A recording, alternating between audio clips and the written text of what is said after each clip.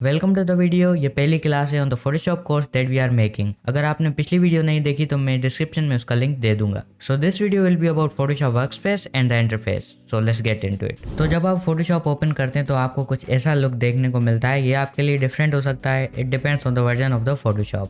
सो सबसे पहले हम न्यू फाइल क्रिएट करते हैं।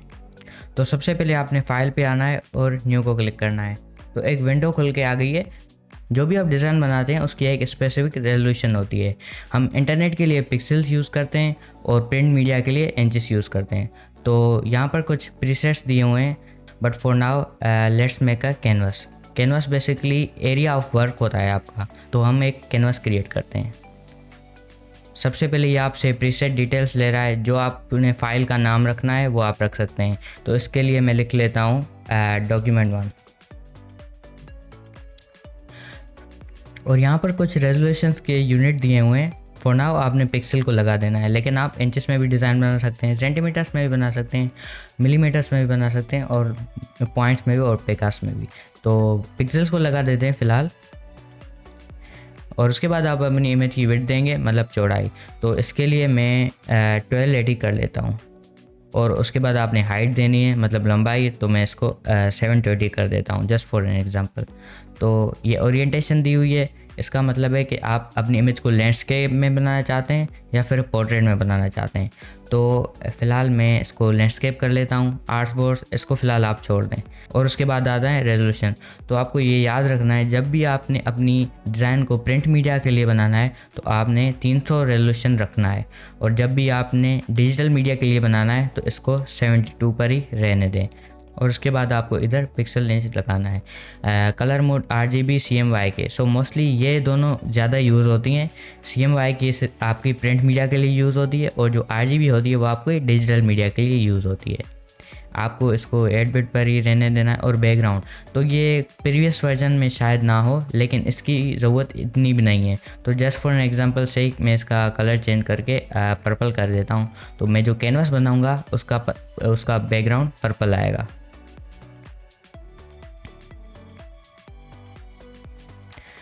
तो ये एक कैनवस क्रिएट हो गया है। आप जो भी चीज़ एडिट करते हैं इस कैनवस के अंदर ही होती है। फॉर एग्जांपल मैं अगर यहाँ पर कलर कर रहा हूँ तो ये कैनवस से बाहर नहीं जा रहा। तो कुछ ऐसा इंटरफेस शो हो जाएगा। आपने इसको देखकर बिल्कुल ही नहीं डरना, हम इसको डिटेल में डिस्कस करेंगे। तो आप बिफोर मूविंग ऑन, मोस्टली क्या हो जाता है कि ये सारी जो चीज़ें ये डिलीट हो जाती हैं या फिर हाइड हो जाती हैं। तो इसको हम वापस लाने के लिए तो आपको करना क्या है, विंडोज़ में जाके वर्कस्पेस को दबा के और रीसेट एसेंशियल्स कर देना है। तो ये सारी चीज़ें वापस आ जाएंगी। तो लेफ़्ट साइड पे हमारे पास टूल बार शो हो गया है। हम इनकी ही मदद से एक डिज़ाइन बनाते हैं। तो सबसे पहला है मूव टूल। ये बेसिकली सबसे इम्पोर्टेंट टूल है। ये किसी भी चीज़ को मूव करने के काम आता है। तो और उसके ऊपर जो आ गया है हमारा, ये है ऑप्शंस बार।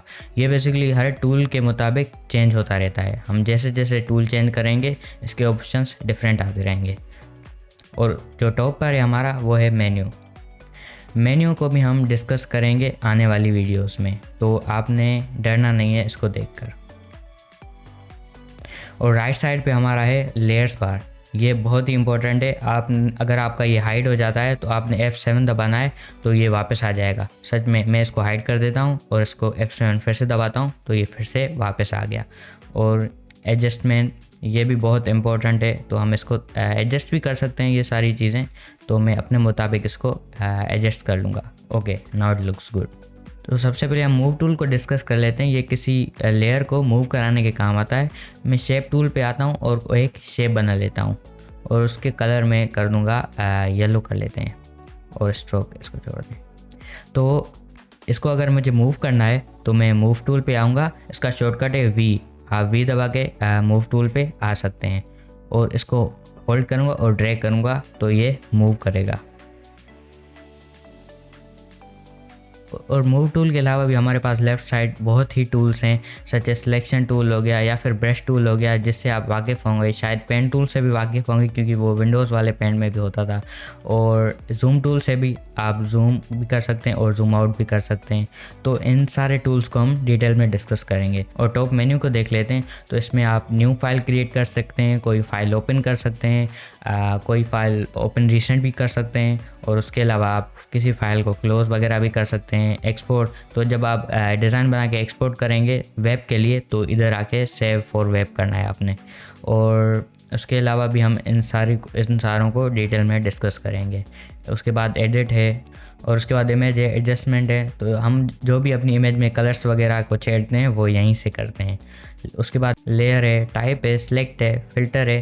फ़िल्टर्स भी बहुत इंपॉर्टेंट है, हम इसको डिटेल में डिस्कस करेंगे।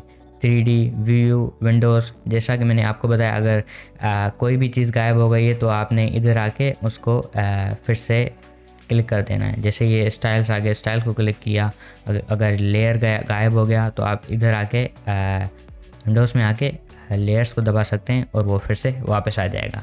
तो इस वीडियो के लिए इतना ही। हम नेक्स्ट वीडियो में लेयर्स को देखेंगे। अगर आपको लेयर्स का कॉन्सेप्ट आ गया तो आप समझ लें आपको 40% फ़ोटोशॉप आ गया। और जैसे मैंने लास्ट वीडियो में कहा था कि हर वीडियो के बाद मैं आपको चैलेंजेस दूंगा, तो आपका फर्स्ट चैलेंज ये है कि आपने इन सारी चीज़ों को क्लोज़ कर देना है। राइट क्लिक करके क्लोज़ कर देना है, क्लोज़ कर देना है, क्लोज़ कर देना है, इसको भी क्लोज़ कर देना है, इसको भी क्लोज़ कर देना है, इसको भी क्लोज़ कर देना है। और ये मेन्यू बार है हमारा, ये सारी चीज़ें आपने क्लोज़ कर देनी है। तो कुछ ऐसा लगेगा, और आपने इन सारी चीज़ों को रीसेट करना है। अगर आपने पूरी वीडियो नहीं देखी होगी तो आपको दोबारा देखनी पड़ेगी। So that was it for the video. Please do let me know if you have any questions and see you in the next one.